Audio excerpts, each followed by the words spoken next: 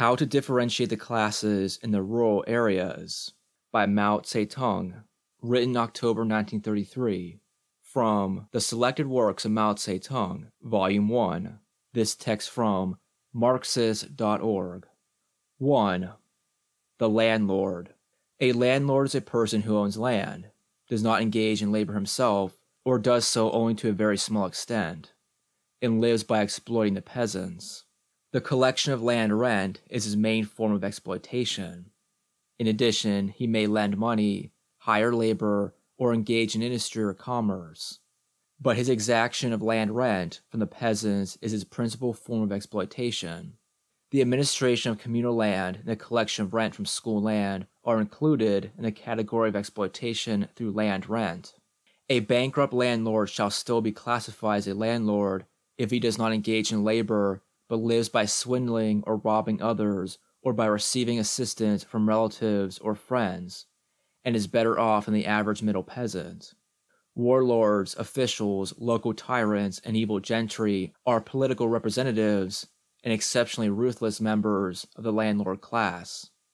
Minor local tyrants and evil gentry are also very often to be found among the rich peasants. Persons who assist landlords in collecting rent and managing property, who depend on landlord exploitation of the peasants as their main source of income and are better off than the average middle peasant, shall be put in the same category as landlords. Usurers are persons who rely on exploitation by usury as their main source of income, are better off than the average middle peasant, and shall be put in the same category as landlords. 2. The rich peasant. The rich peasant as a rule owns land, but some rich peasants own only part of their land and rent the remainder. Others have no land of their own at all and rent all their land. The rich peasant generally has rather more and better instruments of production and more liquid capital than the average and engages in labor himself, but always relies on exploitation for part or even the major part of his income. His main form of exploitation is the hiring of labor, long-term laborers. In addition, he may let part of his land and practice exploitation through land rent or may lend money or engage in industry and commerce. Most rich peasants also engage in the administration of communal land.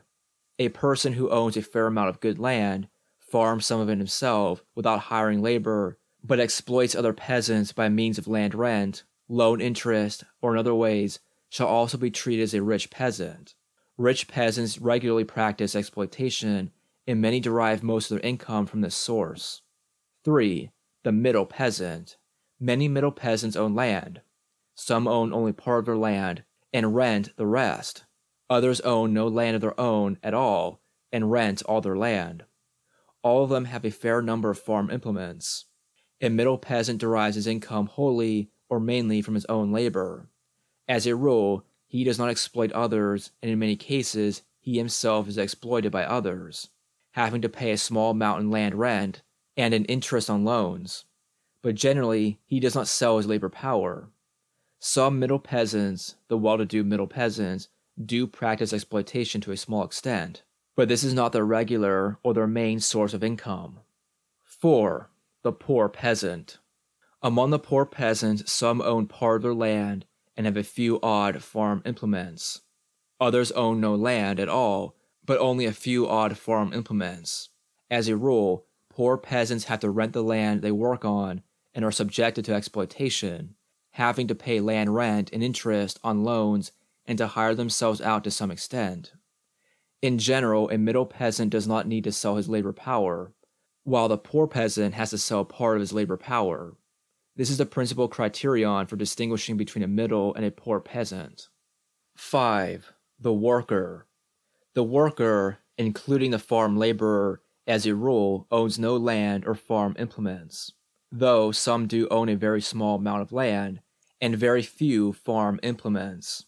Workers make their living wholly or mainly by selling their labor power.